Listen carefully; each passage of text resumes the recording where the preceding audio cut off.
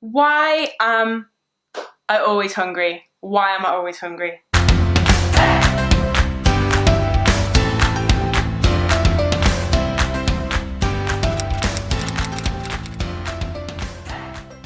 Today we are discussing why I am always hungry whilst also experiencing binge eating and binge eating disorder. Now, for me, it's something that I'm a little far away from now, but I remember it so vividly, constantly having that feeling of hunger, constantly not feeling satisfied, and just not understanding why I was different to anyone else. I just remember thinking that my friends would eat a meal and that was them done, and like I'd in my head be like eyeing up other people's plates, like maybe I could finish that, or just like I just want to eat more food. Even if I finished my dinner at a family meal or whatever, I'd want to be the one washing up so that maybe I could sneak some more food in there. Why was I always hungry, but my friends and family just had this thing in their head that said nah, they were full and they didn't need any more? I found it really confusing and I really thought there was something wrong with me. So if that's you at the moment, I just hope that you can listen to this video and start to realise that it's not a problem with you and there is a way of stopping feeling like that.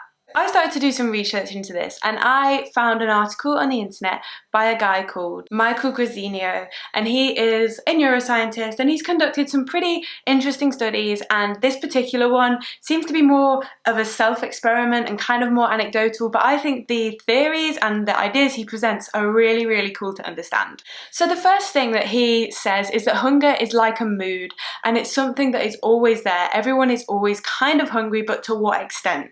So if you've got other things going on, you're not really thinking about food, it's not the time of day to eat, you're probably not going to be hungry.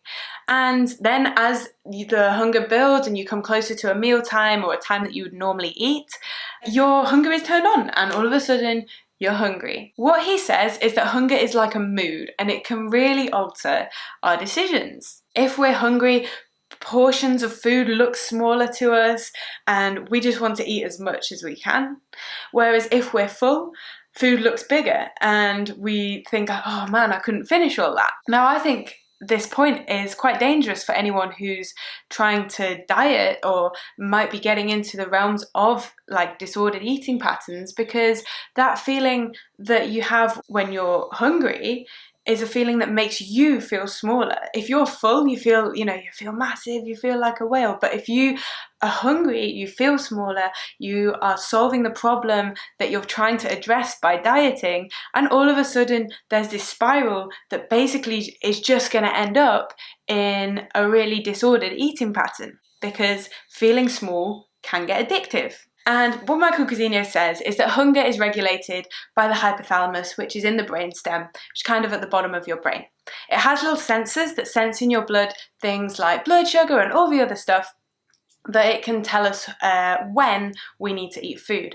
Now that's not as straightforward as we might think it is, because the hypothalamus takes all this data and actually learns when to be hungry. So it becomes less of like an automatic body system, and it's actually learn when you're usually going to eat. Now I think this is really interesting because I do notice this, like maybe if you skip a meal, by accident or deliberately, if you skip that meal, you'll probably get real hungry up until around the time you eat it, and then the hunger goes away.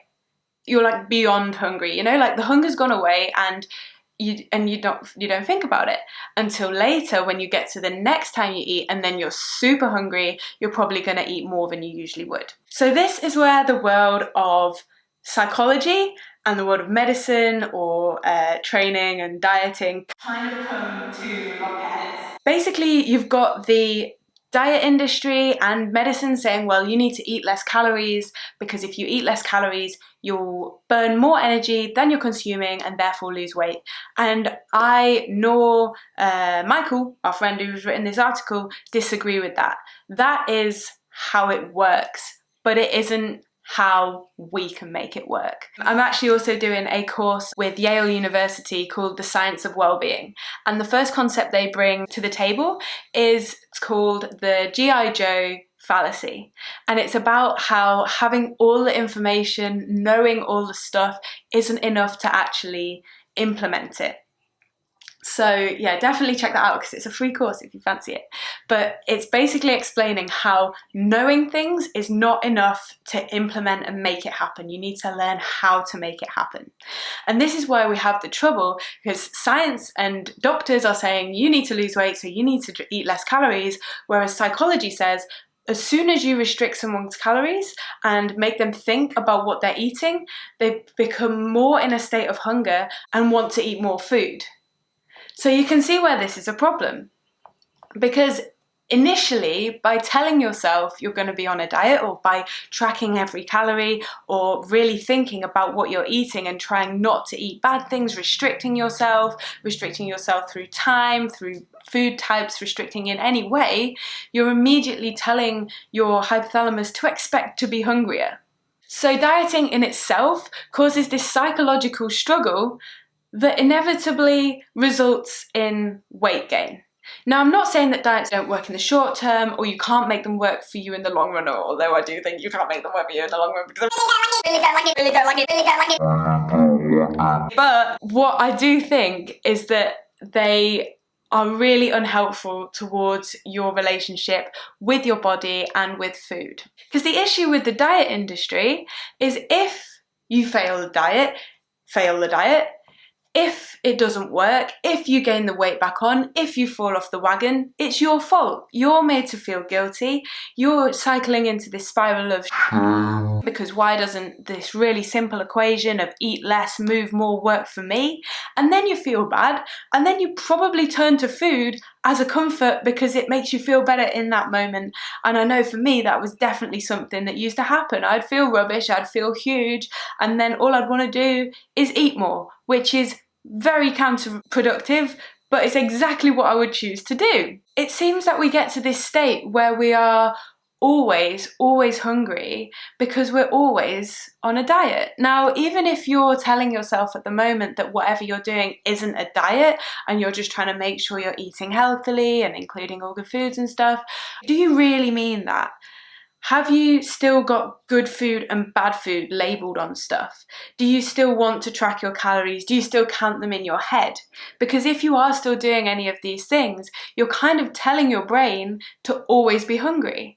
And it is something that I've realised, because I can now be hungry and be satisfied, and I can go through the day, I'm like, I'm a bit hungry, I'll eat some food, but I won't eat till I can't fit any more in, because I know that at every meal I can eat as much as I want to feel full, but then have absolutely no restriction. And it's taking away that restriction that lets your brain know that there isn't a need to always be hungry and never be satisfied. And it's really hard to do. It takes a lot of practice, and everyone can do it. And that's not to say that now I never ever overeat, or I never have a binge, because every so often I might do. It's not the end of the world, and I know it's a journey that I'm on, so then I just learn from it and try to come back to knowing that restricting myself puts me in that state of hunger and means that food can't be satisfying and I can't get to the place where I want to be, which is to have a healthy relationship with food and my body. I want you to do a really honest analysis of yourself. Like, think really hard, am I still on a diet? I don't care whether that looks like calorie tracking, a wellness diet or detox. I don't care whether it's Weight Watchers, Atkins, Slimming World, like whatever it is. Even if it's just that you have a mental thing in your head that says that's bad food, that's too much, I can eat that, I can't eat that, that all counts as a diet. And what I need you to do is let go of that and realize that doing those things is putting yourself in a situation where you're lining yourself up to binge.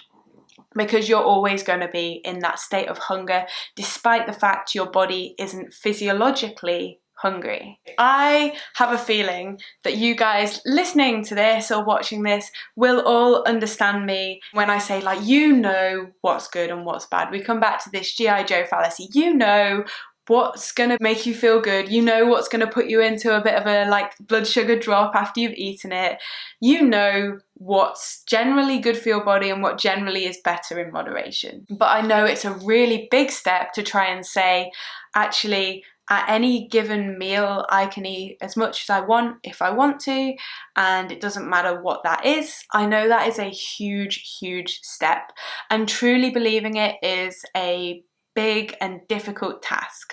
So if you are keen to get involved and start trying it out, let me know in the comments below. I'll offer whatever support I can, because I'm really passionate about this being the solution to changing the way that you think about eating. Thank you as always for listening this far, and if you guys have anything to add, please do comment below or share this video with anyone who you think might benefit from it. Thank you! See you soon!